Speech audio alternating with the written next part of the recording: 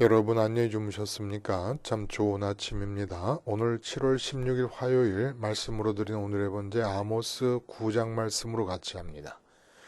아모스 마지막 장입니다. 오늘 말씀으로 드린 오늘의 번제하고 제가 여름 휴가에 들어가게 될 것 같습니다. 18일 날 출국해야만 할 일도 있고 해서 오늘까지 마지막으로 하고, 그리고 8월 달에 광복절 지나고 처음으로 오는 주일 8월 18일부터 다시 말씀을 방송을 하겠습니다. 오늘 아모스서 9장 말씀 1절부터 4절까지 같이 읽겠습니다. 시작. 내가 보니 주께서 제단 곁에 서서 이르시되 기둥머리를 쳐서 문지방이 움직이게 하며 그곳으로 부서져서 무리의 머리에 떨어지게 하라. 내가 그 남은 자를 칼로 죽이리니 그 중에서 한 사람도 도망하지 못하며 그 중에서 한 사람도 피하지 못하리라. 그들이 파고 수울로 들어갈지라도 내 손이 거기에서 붙잡아 낼 것이요 하늘로 올라갈지라도 내가 거기에서 붙잡아 내릴 것이며 갈멜산 꼭대기에 숨을지라도 내가 거기에서 찾아낼 것이요 내 눈을 피하여 바다 밑에 숨을지라도 내가 거기에서 뱀을 명령하여 물게 할 것이요 그 원수 앞에 사로잡혀 갈지라도 내가 거기에서 칼을 명령하여 죽이게 할 것이라. 내가 그들에게 주목하여 화를 내리고 복을 내리지 아니하리라 하시니라. 오늘 우리가 함께 읽은 말씀 중심으로 인생 부도 막는 심리 계좌 관리,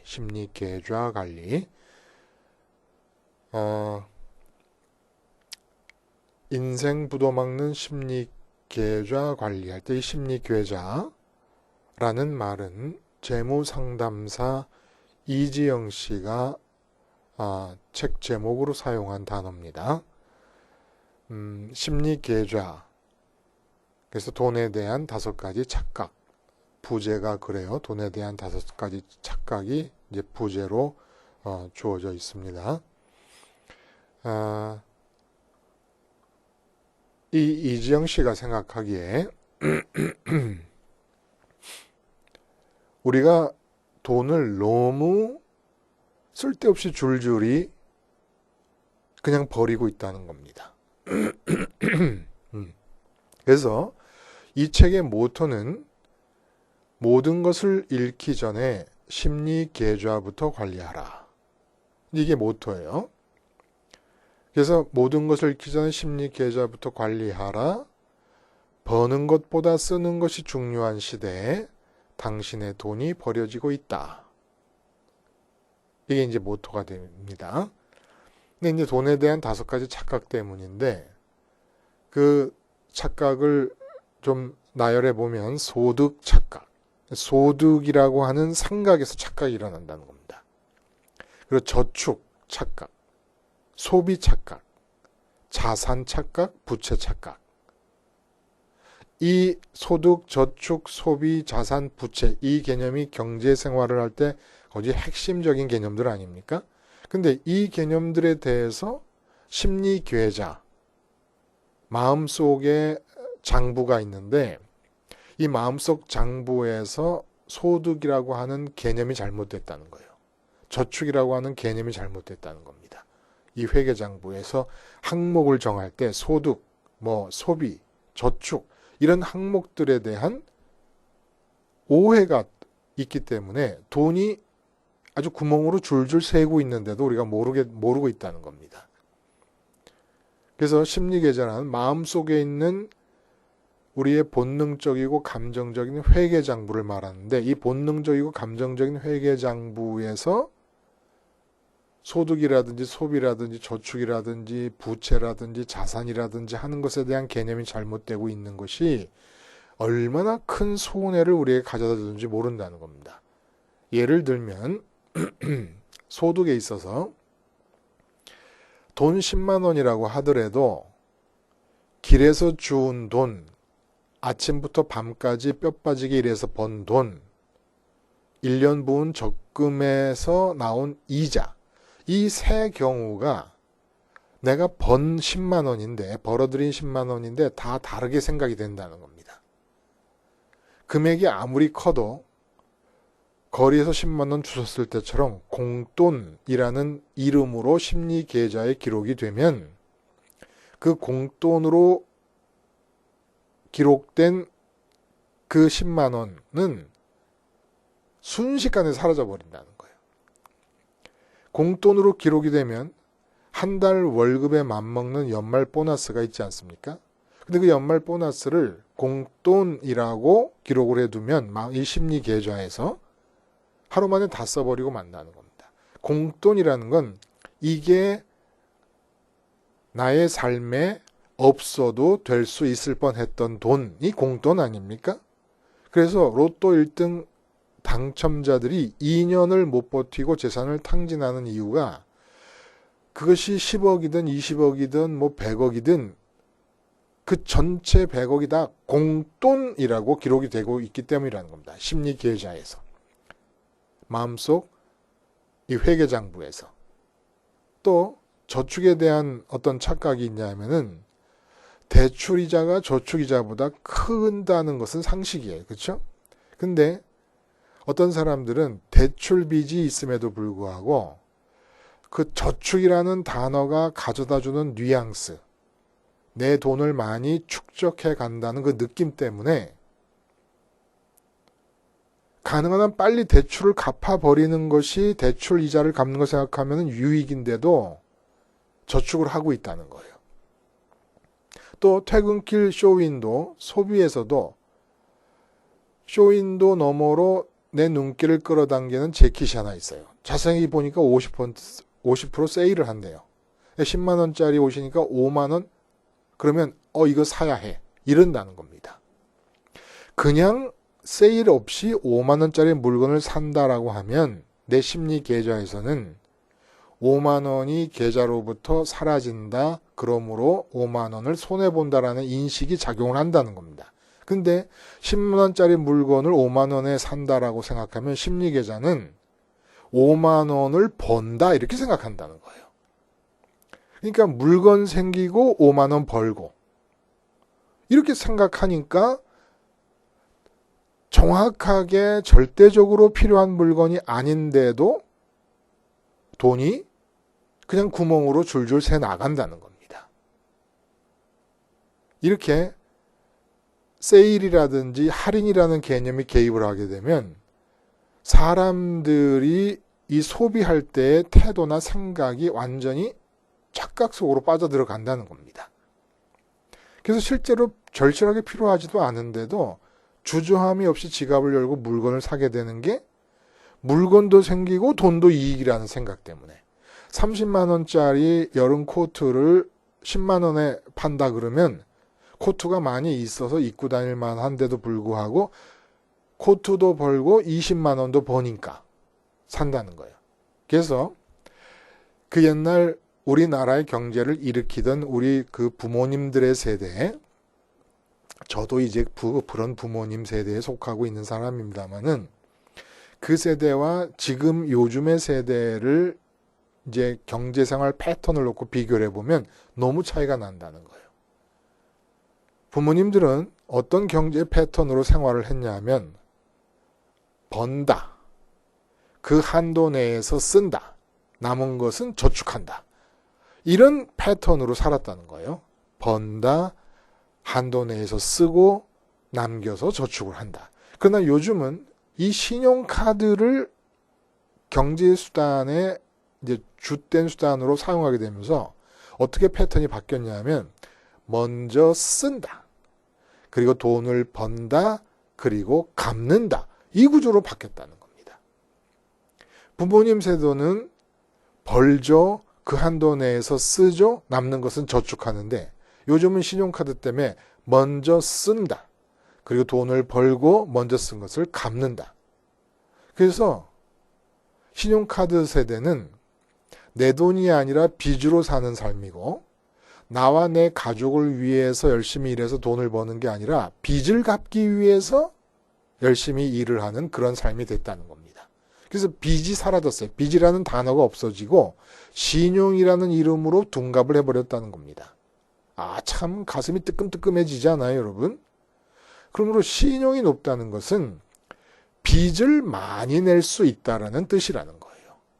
그래서 뭐 할부, 마이너스 통장, 신용대출, 현금 서비스, 캐피털론, 카드론, 담보대출, 학자대금 대출, 뭐 보험 약관 대출 등등 신용만 있으면 빚을 얼마나 많이 다양하게 낼 수 있느냐?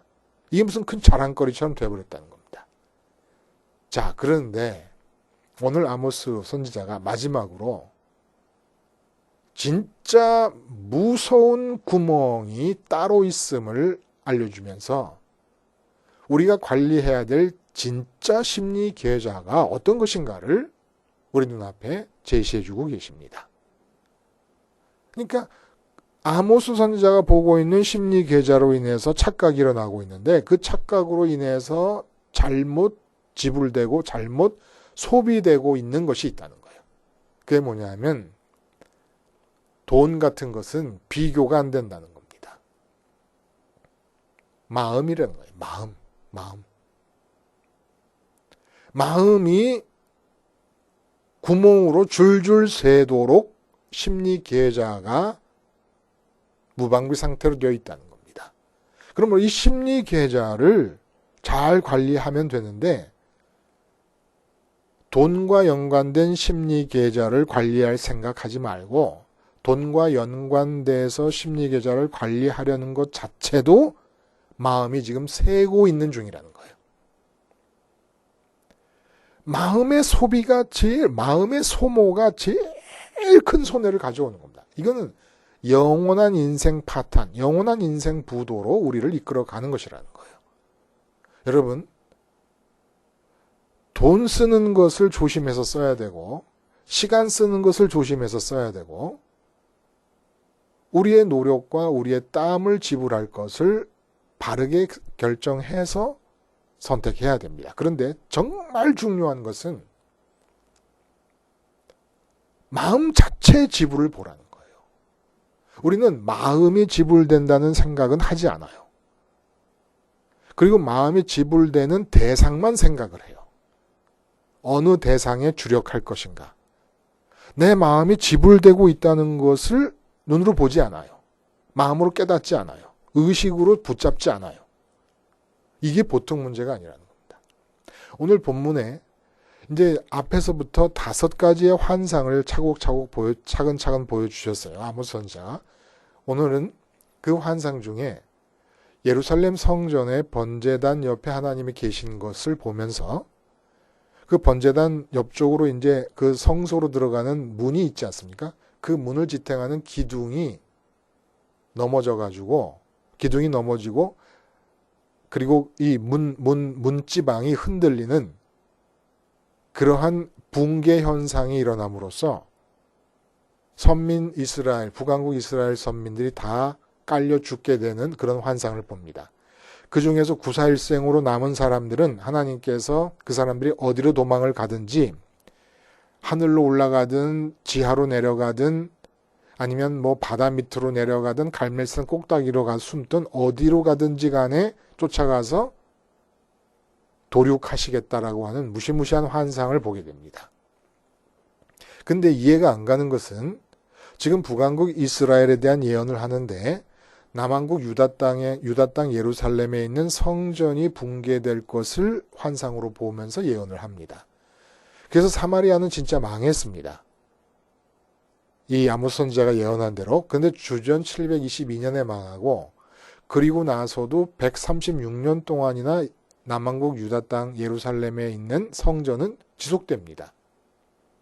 그러니까 이거는 실제로 그 성전이 무너지면서 사람이 죽어봐야 몇 사람이 죽겠습니까? 기껏해야. 뭐 많아봐야 수십 명, 수백 명 죽지 않겠습니까? 근데 수백 명도 아닌 것은 성소에 들어갈 수 있는 사람은 없기 때문에. 제사장들 말고는.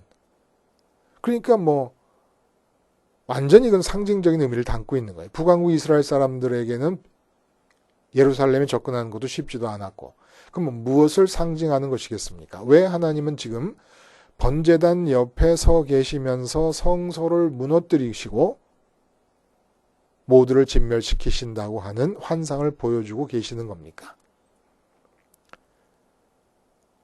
번제단과 멸망의 이유가 직결되어 있다는 거예요.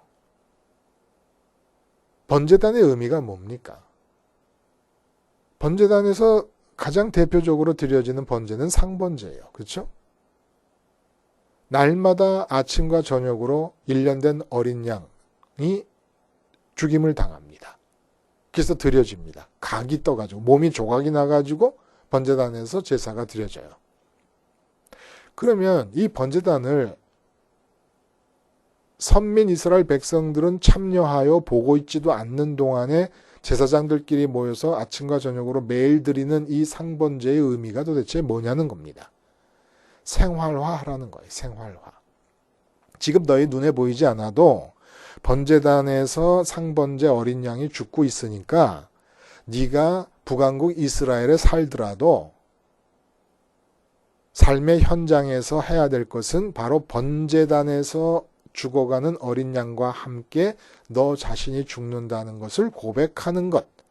이것이 선민이라는 거예요. 이거 한 가지가 선민이 다른 거라는 겁니다.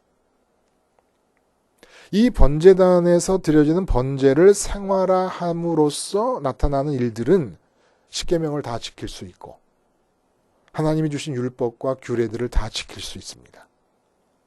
이게 없으면 지켜지지가 않는다는 거예요. 왜 그래요?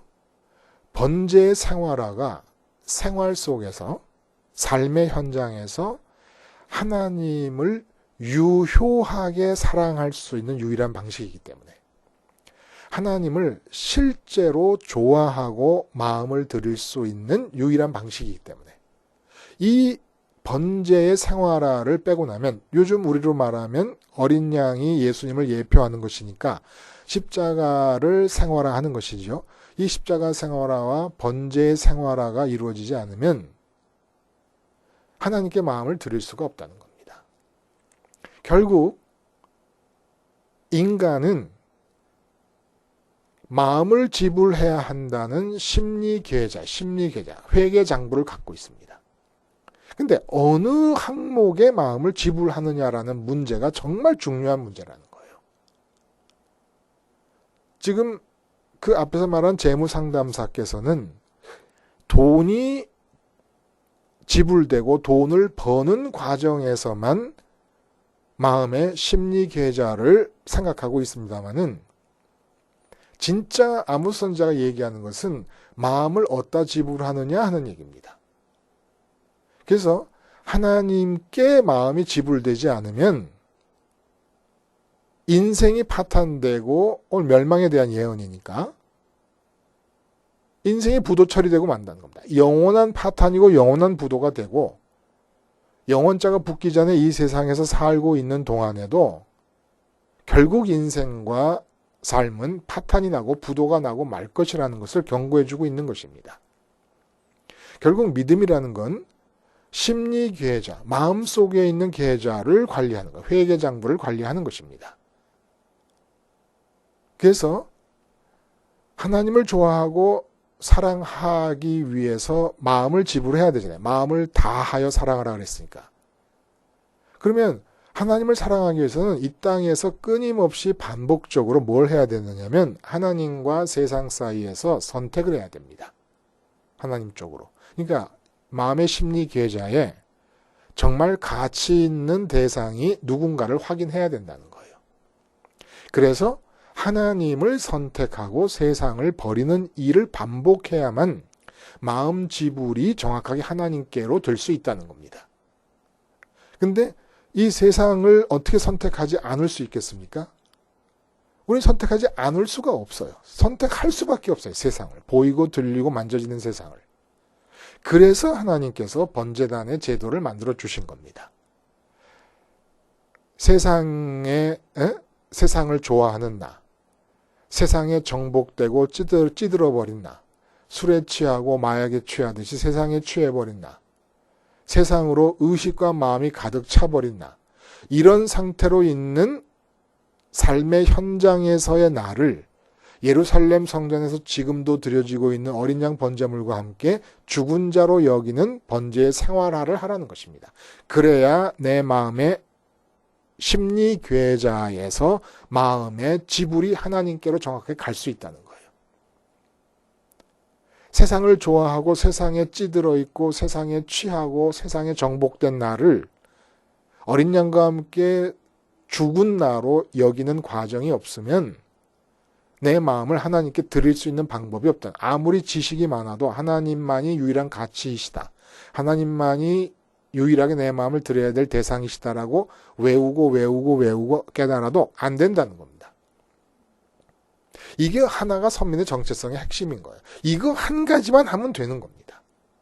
세상에 찌들어버린 나, 세상에 정복된 나, 세상이 아직도 좋은 나, 세상에 취해버린 나, 이 나를 십자가에서 예수님과 함께 죽은 자로 여기는 것을 어디서? 예배당 안에서가 아니라 삶의 현장에서 하는 것이 선민이고, 예배당 안에서는 뭐예요?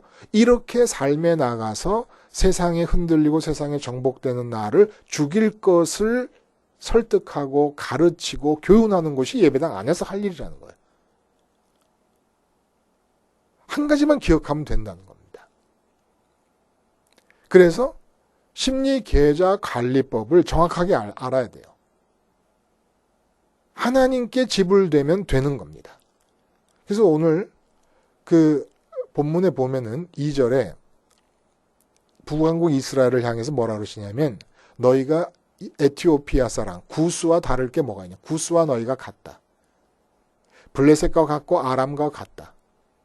내가 애굽 땅에서 너희를 출애굽시켜 가지고 가나안 땅에 정착시켜서 한 나라가 되고 한 민족이 되게 했지만 사실은 그것만 가지고는 선민이라고 할 수 없는 것은 블레셋이나 아람이 민족으로 형성이 되고 나라로 성립이 될 수 있기 위해서 내가 역사해 준 거야. 똑같다는 겁니다. 다른 것이 있다면 심리계좌, 마음에서 계좌가 있는데 그 회계장부에서 유의해야 될 것은, 선민이 유의해야 될 것은 마음이 어느 쪽으로 지불되느냐를 유의해야 되고 마음이 어쩔 수 없어서 유전죄의 체질 때문에 세상에 지불되어지고 세상에 묶이고 있는 너 자신들을 번제단에서 끊임없이 상번제 어린 양과 함께 죽은 자로 여기는 것, 이게 선민이 다른 것이다라는 겁니다. 한 가지, 하나님이 최고로 중요하고 하나님이 최고의 가치이시고 하나님만을 가져야 되고 하나님께만 마음이 지불돼야 된다는 걸 믿고 인정하고, 이게 심리계좌가 이방인들의 심리계좌와 다른 점이라는 겁니다. 선민의 심리계좌에는 하나님이 최고다. 하나님이 왕이시다. 하나님이 가치의 최고봉이시다. 라는 가치의 기준이 적혀 있는 게 선민의 심리계좌의 특징이라는 거예요. 그래서 오늘 보면 성전이 무너져서 도망가는 사람들, 하나님께서 뭐라 그러십니까? 땅을 파고 저기 음부, 수올로 들어가도 내가 거기에서도 너희를 죽일 것이고 하늘로 올라가도 거기서 죽여서 끌어내릴 것이고 바다로 들어가도 갈멜산 꼭대기에 올라가도. 이건 무슨 얘기냐면 우리 삶의 영역에서 가장 먼 곳들 아닙니까? 바다 깊은 곳, 음부, 그리고 하늘, 저 인더스카이, 하늘, 갈멜산 꼭대기. 근데 그러한 삶의 영역까지도 다 하나님의 주권을, 하나님의 결정권을 벗어나지 못하고 있었다는 거예요. 그러니까 어떤 실수를 했냐면 마음의 심리계좌에서 하나님이 최고다라고 하는 분명한 기준을 적어놓고 하나님께만 마음을 드리기 위해서 번제, 세상의 마음 뺏기는 나를 끝없이 죽여가는 번제를 생활화했으면 내 삶의 영역도 갈멜산 꼭대기에도 하나님의 주권이 임하고 바다 밑에도 하나님의 주권이 임하고 음부에도 하나님의 주권이 임했으니까 내 삶의 영역도 마찬가지로 하나님의 주권과 계획과 하나님의 뜻이 임해서 꽉꽉 채워졌을 것을 내 삶의 영역조차도 구멍이 뚱뚱 뚫렸다는 거예요. 하나님의 계획이 누수되고 하나님의 소원이 누수되고 하나님이 보시기에 좋다라고 말씀하실 수 있었던 모든 보배로운 하나님의 소원과 소망과 계획들이 다 누수되어 버리고 줄줄이 세워버렸다는 거예요. 어떻게 함으로써? 내 마음을 하나님께 드려서 내 마음이 하나님으로 채워지지 않음으로써. 그러니까 선민이 해야 될 일은 마음을 하나님으로 채우면 돼요. 그러기 위해서 마음을 드려야 돼요. 마음을 드리려니까 세상에 뺏기는 내 마음을 십자가에서 번제단에서 죽이는 겁니다. 죽은 것으로 인정하는 겁니다. 이미 어린 양이 죽으면서 나는 함께 죽은 거예요. 근데 어떤 나? 세상에 찌든 나, 세상에 취한 나, 세상에 뺏긴 나. 그래서 제가 이 정말 오늘 이 아모스를 매듭 지으면서 아모스 선지자의 선지자로서의 진정성, 이게 뭐 100% 아닙니까? 그리고 아모스 선지자뿐만 아니라 뭐 에스겔, 호세아, 예레미야, 이사야 선지자까지, 다니엘까지 다 하나님이 보내신 예언자로서의 진정성이 100% 아닙니까? 이 예언자로서의 진정성 100%에서 단 0.01%도 모자라지 않는 진정성을 가지고 제가 예언합니다. 제가 예언자가 돼서 예언하겠습니다. 어떤 예언이냐면 이것은 예레미야나 이사야 선지자나 다니엘이나 호세아나 에스겔 선지자들보다 조금도 못하지 않은 권위를 가지고 할 수 있는 예언이라는 거예요. 그게 뭐냐? 이 세상을 살면서 여러분들이 너무너무 기가 막히게 행복하고 기가 막히게 귀중한 일을 성취한 그런 모든 순간들이 있을 수 있지 않겠습니까? 하나님을 직접 대면하는 순간, 그 모든 순간들에서 하나님 말고 이 세상에서 그 중요하고 위대하고 멋진 일에 마음을 뺏긴 모든 순간들을 슬피 울며 이를 갈면서 후회하게 될 것입니다. 예를 들어볼까요? 누가복음에 부자와 거지 나사로 비유에서 이 비유를 통해 예수님께서 우리에게 말씀해 주시는 것은 지옥이 어떤 곳이냐? 천국을 볼 수 있는 곳이라는 거예요.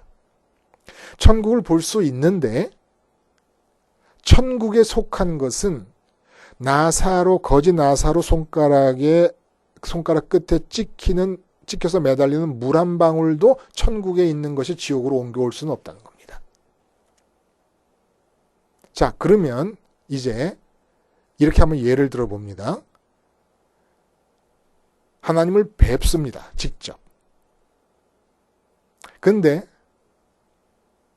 내가 왜 하나님을 이렇게 지금 뵙는 이 하나님께 살아있는다고 마음을 들이지 못했냐면 나라를 구하기 위해서. 나라를 구하기 위해서 마음을 지불하느라 심리계좌에서 나라를 구하는 것이 우선이다라는 기준을 적어놓고 나라를 구하기 위해서 마음을 거기다 쏟느라고 지금 내가 눈으로 직접 뵙게 된 이 하나님에 대해서 마음을 들이지 못했어요. 나라를 위해 애쓴 것을 가슴을 찢으면서 후회할 것입니다.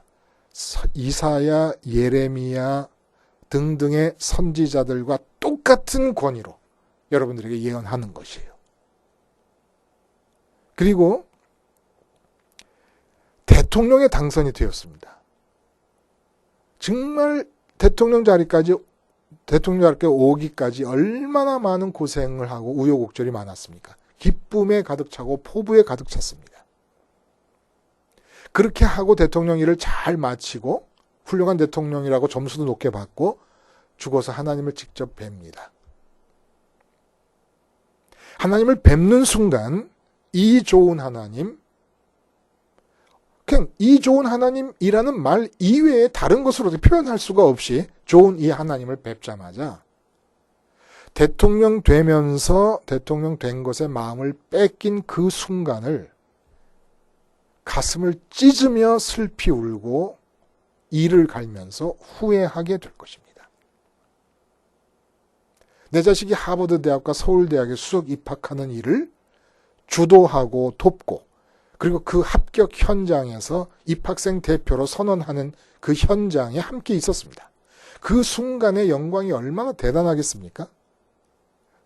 근데 하나님을 직접 뵙는 순간 내 마음을 그 순간에도 하나님께 드리지 못하고 내 아들이 서울대 수석 입학하고 하버드대 수석 입학한 것에 마음을 뺏긴 것을 가슴을 찢으면서 슬피 울며 이를 갈미 있을 것입니다.